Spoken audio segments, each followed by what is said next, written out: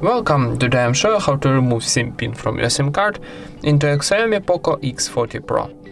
First of all, open your settings, then scroll down and find password and security option, this one.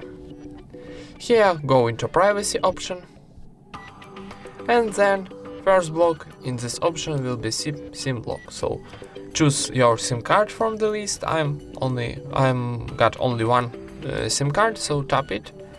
And here we got lock SIM card option. For disable your SIM lock, need click here on the switcher, and for unlocking need enter your PIN. And click OK. And that's it.